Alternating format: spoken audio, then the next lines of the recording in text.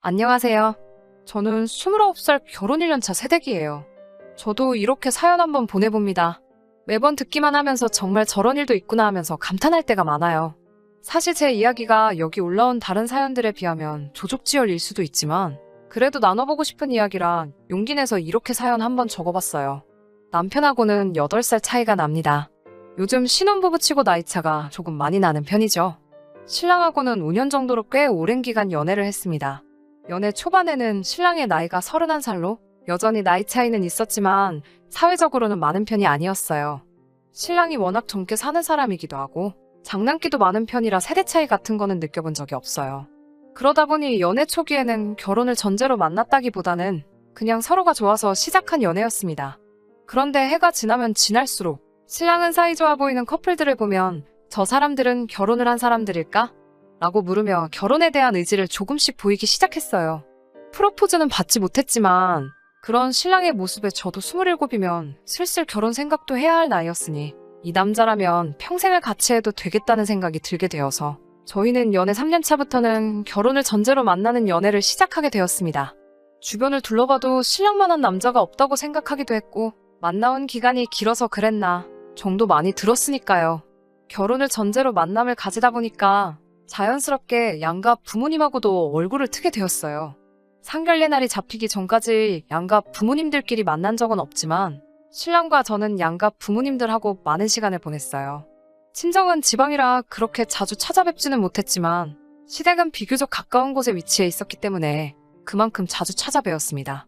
신랑의 장난기를 그대로 물려주신 것만 같은 재미있고 위트 있으신 시아버지와 조용하시지만 시원시원하게 할 말 다 하시는 시어머니가 저는 정말 좋았어요. 결혼 준비를 하면서 그렇다 할 큰 문제도 없었습니다. 오히려 제 주변에서 난리였어요. 신혼집을 시댁에서 가까운 곳으로 잡게 되었거든요.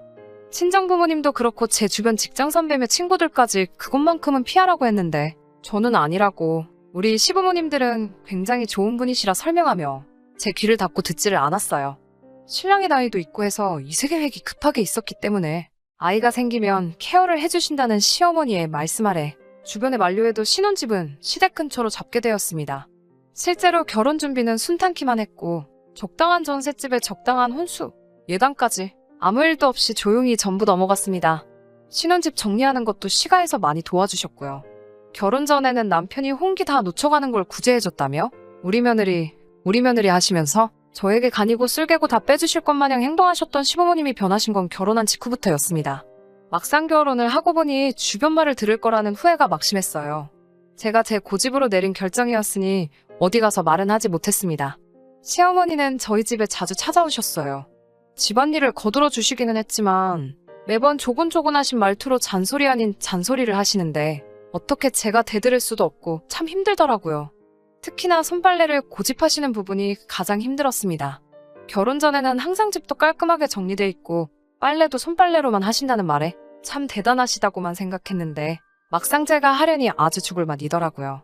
시어머니가 언제 찾아오실 줄을 모르니 일부러 빨래를 저녁 늦게 해볼까 싶어서 모아놓으면 어김없이 전부 꺼내오셔서 같이 손빨래를 도와주시고 아침 일찍부터 세탁기를 돌리고 있다가 그걸 들키는 날에는 한참 동안 잔소리 아닌 잔소리를 들어야 했어요. 이럴 거면 혼수로 세탁기는 왜 샀는가 싶고 하지만 그것도 시간이 지나면서 손에 익게 되니 별거 아니더라고요.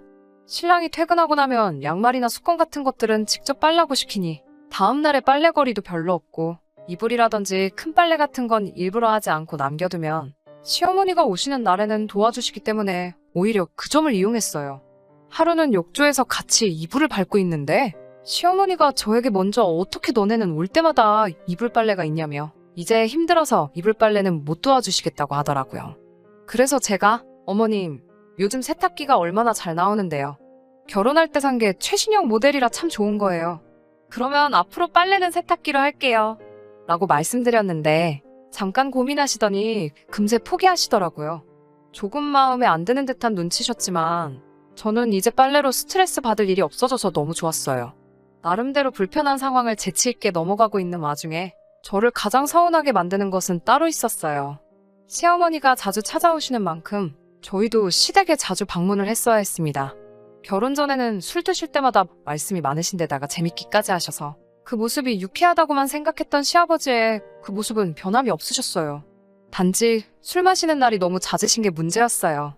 거기서 끝나면 다행인데 늘 술만 드시면 신랑에게 전화를 걸어 술 심부름을 시킨다던가 우리 부부를 불러 집에 와서 같이 한잔하고 가라고 자주 저희를 부르셨습니다.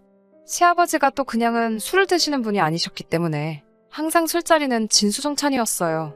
처음엔 가는 게 귀찮고 부담스러웠지만 이것도 적응이 되니까 남은 음식도 잔뜩 싸오고 그러는 김에 시가의 냉장고까지 털어서 오면서 나름대로 실속도 챙겼죠. 저는 저 나름대로 불편했던 점들을 좋은 게 좋은 거라는 마음으로 나름 재치있게 풀어나가고 있다는 생각을 했는데 시어머니는 저의 그런 점이 얄미웠던 건지 마음에 안 드셨나 봐요.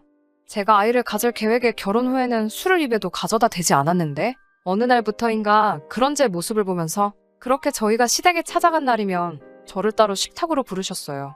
남편하고 시아버지는 거하게 차려진 술상에서 술을 주거니 받거니 하고 계시는 동안 저는 시어머니와 식탁에 마주보고 앉아 따로 식사를 하게 되었어요. 우리는 술도 안 먹으니까 이거나 먹자고 하면서 따로 식사를 준비하셨더라고요. 그런데 식탁 위에는 누가 봐도 전날 드시던 음식들이 올라와 있었습니다. 어떤 날에는 아예 대놓고 이건 어제 한 거라고 먹어도 괜찮은 거라고 하시면서 저에게 잔반 처리를 계속해서 시키셨어요. 남편은 이따금씩 제 눈치를 보면서 술 마시다 말고 식탁에 기웃대면서 저에게 와서는 자기야 뭐 먹어? 하면서 제가 먹고 있는 잔반들을 쓱 보고는 맛있어 보인다고 말하고 한 입씩 바꿔 먹겠냐며 제 밥그릇 위에 한 움큼 덜어주고 가거나 아예 그릇째로 들고 와서 제 입에 넣어주기도 했어요. 시어머니는 완전 세모눈을 떠서 그런 저희를 노려보셨는데 그러면 제가 어머님 아직 저희 신혼이잖아요 하면서 너스레를 떨었죠. 그 모습에 분해하시는 듯한 시어머니 반응을 보니 이건 이제는 시어머니와 저 사이에 남들은 눈치채지 못하는 작은 기싸움 같은 걸로 변해 있었습니다. 대놓고 나쁜 시어머니 역할은 신랑이 항상 제 편을 들어주니 못하시는 것 같았고 사사건건이 아주 작은 일들만 가지고 트집을 잡으셨어요. 신랑도 이 상황을 알고 있기는 했지만 괜히 자기가 껴들어서 시어머니와 제 사이가 나빠지는 것도 원치 않았고 저도 그 심정이 이해가 되어서 신랑에게는 별다른 말을 하지는 않았습니다. 지난 추석이었어요. 시국이 그렇다 보니 온 가족이 모이기는 힘들 것 같아서 저희는 먼저 친정을 방문했어요. 친정은 거리도 있고 한데다가 아주버님네가 먼저 방문하시면 사람이 너무 많을 것 같아서 내린 결정이었습니다. 친정에서 이틀을 보내고 집에 돌아와 짐을 풀고 시댁으로 향했습니다. 시댁에서 시간을 보내고 저녁 식사 시간이 되니 명색이 명절이라고 전날에 이것저것 준비하셨더라고요. 갈비찜에 잡채에 맛있는 음식들이 많았지만 저는 대번에 이 음식이 저를 위한 게 아니란 걸 눈치챌 수 있었어요. 갈비찜이며 전이며 하는 것들은 전부 매번 시아버지와 남편 둘이서 술을 대작하는 상 위로 차려지기 시작했고 시어머니는 냉장고에서 밑반찬들을 꺼내와서 따로 식사 준비를 하고 있었기 때문이에요. 언젠가 제가 고등어만큼은 특유의 그 비린내 때문에 잘 못 먹는다고 했는데 의도하셨는지 그날따라 우연히 겹친 건지는 모르겠지만 어제 아주버님네가 먹다가 남은 건데 버리긴 아까워서 그러니 같이 먹자꾸나 하시면서 고등어 구이를 떡하니 식탁 위에 올리시더라고요. 전자레인지로 대충 데워서 말라 비틀어지기는 더 말라 비틀어져 있고 비린내까지 올라오는 고등어 구이를 보고 있으니 저녁 먹을 마음까지 다 달아나는 것 같았어요. 심지어 반 정도는 이미 다 먹은 상태고 깍두기 국물인지 뭔지 모를 김치 국물 같은 게 살코기에 떡하니 묻어서 같이 말라붙어 있더라고요. 그래도 시어머니가 솜씨가 좋으셔서 밑반찬하고 밥을 먹어도 꽤나 괜찮은 식사였기 때문에 되도록 고등어를 피해가면서 식사를 하고 있었어요. 그런데 시어머니가 저보고 왜 이렇게 깨작깨작 먹냐면서 이것도 먹어보라고 하면서 그 비린내 나는 고등어를 제 밥 위에 올려주시더라고요. 그래서 제가 어머님께 이거 상한 것 같다고 비린내가 너무 심하게 나서 못 먹겠다고 하니 이렇게 맛만 좋은데 어디가 상했느냐며 계속해서 살을 발라서 제 밥 위에 올려주시는데 먹기 싫었지만 최대한 표정 관리하면서 전부 먹었습니다. 일부러 시어머니한테 대들면서까지 일을 크게 만들고 싶지는 않았거든요.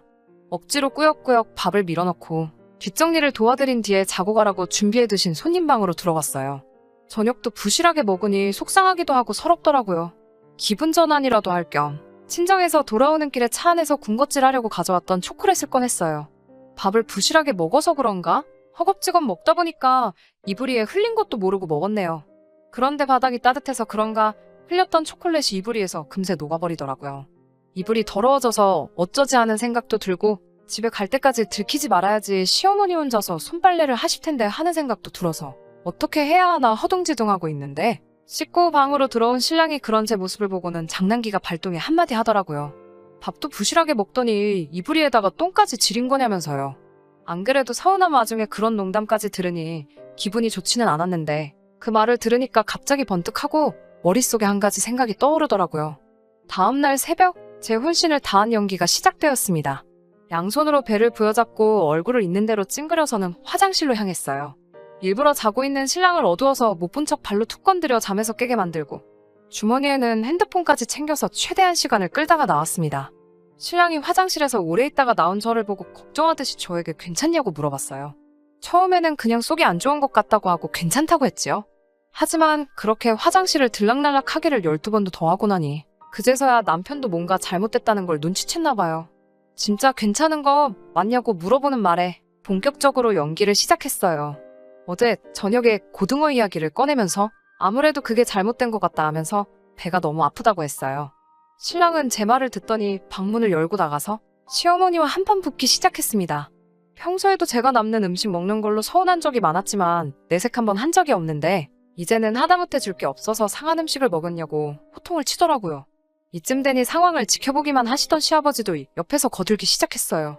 그게 뭐 아깝다고 음식물 쓰레기를 애한테 줘서 아프게 만드냐고 같이 한마디 하시더라고요. 시어머니는 돌발 상황에 어쩔 줄을 몰라 하시고 있고 제 눈치만 슬슬 보고 계셨어요. 아무래도 그 상황에서 제가 어제 먹은 것 때문에 그런 게 아니라고 말해주기를 바라셨나 봐요. 하지만 그렇게는 할 수 없었죠. 왜냐하면 전날까지 지내고 온 게 친정이었는데 친정에서 저한테 상한 음식을 먹었을 리가 없잖아요. 처음엔 연기였는데 두 사람이 갑자기 제 편이 되어서 시어머니를 몰아세우니 제가 연기에 소질이 있던 건지 아니면 그동안 쌓인 게 많았는지 거기서 갑자기 눈물이 저도 모르게 뚝뚝 떨어졌어요. 저도 입을 열어 시어머니께 어머니 왜 저한테만 전날 먹고 남은 음식 주세요. 제가 미우세요. 저도 갈비찜 너무너무 좋아해요. 이러면서 엉엉 울었죠. 그 와중에 있지도 않고 울다 말고 화장실로 다시 달려들어갔습니다. 화장실 안에서 상황을 듣고 있자니 시어머니가 두 사람 앞에 쩔쩔매시면서 그게 잘못될 리가 없는데 하고 계시고 시아버지는 애가 저 지경이 됐는데 잘못될 리가 없긴 뭐가 없냐면서 그동안도 너무했다고 신랑이 친정 가서 잠밥 먹고 돌아오면 너는 그게 기분이 좋겠냐면서 시어머니를 계속 몰아붙이시더라고요. 신랑이 병원 데려간다고 저를 데리고 나와 차에 탔는데 병원 쪽으로 가다 말고 신랑에게 이제 좀 괜찮아진 것 같다고 집에 가서 쉬고 싶다고 하고 집에 가서 두 다리 쭉 뻗고 아주 꿀잠 잤어요. 추석 이후로는 시어머니가 집에 오신다거나 새아버지가 따로 부르신다던가 하는 일은 전혀 없었습니다. 방해받지 않고 오롯이 둘만의 시간을 보내니 이제 진짜 신혼생활을 하는 것 같고 너무 좋았습니다. 엊그저께 신정날 따로 연락은 없으셨지만 이번엔 저희가 먼저 시댁으로 찾아뵈었어요. 식사 준비도 도와드리고 저는 자연스럽게 식탁에 앉았는데 시어머니가 아가 이쪽으로 오너라 하면서 웬일로 새 음식 차려놓은 자리로 저를 부르시더라고요. 시댁 식구와 마주 앉아 밥을 먹고 있는데 시어머니께서 저에게 사과하셨어요. 사사건건이 시어머니 이겨 먹으려는 제가 괘씸해서 그랬다는 뼈있는 말을 빼놓지는 않으셨지만 자기도 말로 하면 될 것을 유치하게 먹는 것 가지고 그랬다고 저에게 먼저 사과하시더라고요. 저도 시어머니께 제가 저드렸어도 됐는데 제 신보가 너무 고약했다고 같이 사과드리고 그렇게 훈훈하게 새해를 맞이했답니다. 다른 사연들을 듣다 보면 아주 집안을 풍비박산을 내버렸는데 저는 그럴 용기도 없고 애초에 그렇게 해결하고 싶지는 않았어요.